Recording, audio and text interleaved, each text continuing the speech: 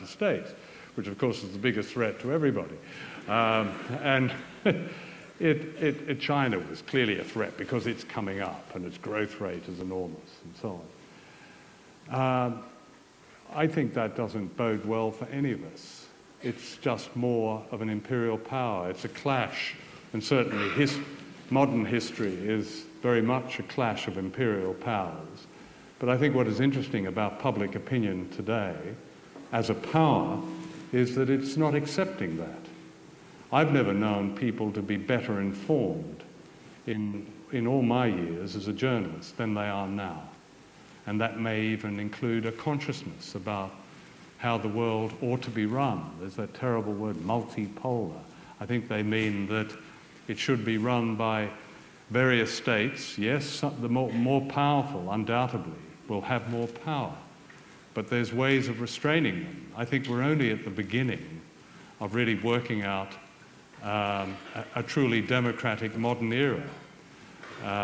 And that's for that reason I find some of the events in that benighted continent, Latin America, exciting, because they've come from the grassroots. They've come from the ground up in the same way that real democracy was nurtured in this country from the ground up. It's a long road ahead, but the idea that we should sit back and just accept some pundit or other or politician telling us that China's the next power, I don't think so. Okay, can we take a question there? Yeah, whilst I greatly admire your challenging journalism, do you not think perhaps you overstate the case of what the non-Pilger media are like? You seem to suggest, if I've got it right, that in the lead-up to the Iraq War, everybody went along with the government line. Then perhaps at its most extreme, you said that no television is worth watching, except presumably your own documentaries. Whilst many of us here, I'm sure, are driven to distraction by the bias of the British media, it seems to me actually there are some great newspaper journalists out there who do challenge the government. There are some courageous filmmakers out there doing the same thing. It's not quite as monolithic as you want to suggest. Well, I didn't say that. I said that I didn't believe television news. There's a distinction. I think your own broad brush is at work here. I agree with you. I think there are some fine documentary makers, and we've seen them in various places, Channel 4, sometimes on the BBC. But in terms of the most influential broadcasting, and that is television news, I don't believe it is worth watching. Now, it might be worth watching in terms of entertainment. There are also many, if you'd like me to list them all, there are plenty of excellent journalists around, and many of them are trying to get into the mainstream, but can't. And many of them, I mentioned just one on the internet, the best reporter from Iraq is somebody no one here would have heard of. His name is Dar Jamal. So there are plenty of fine journalists around.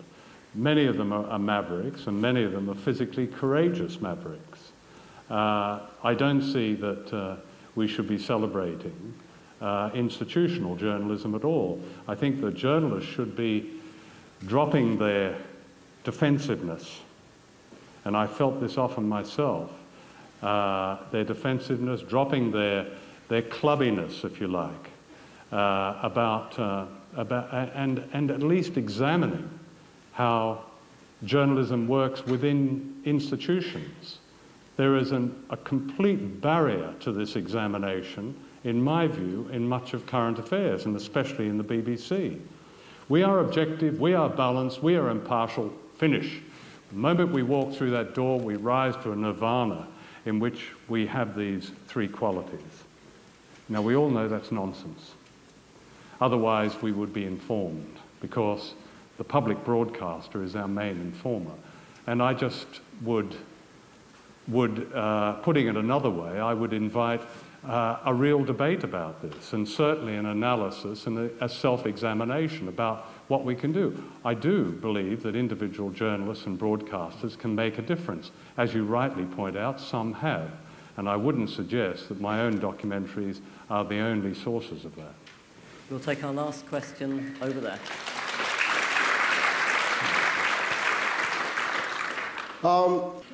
I just wanted to return for a minute to East Timor and ask you if you could shed any light on, I've heard reports that the interests of Australian corporations may be involved in the recent disturbances there, especially in relation to oil and gas. I would like to ask you if you could possibly comment on that. Thank you very much. Well, I think East Timor is just suffering.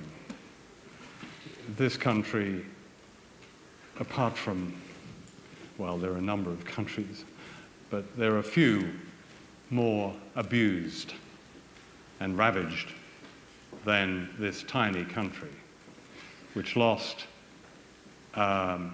almost a third of its population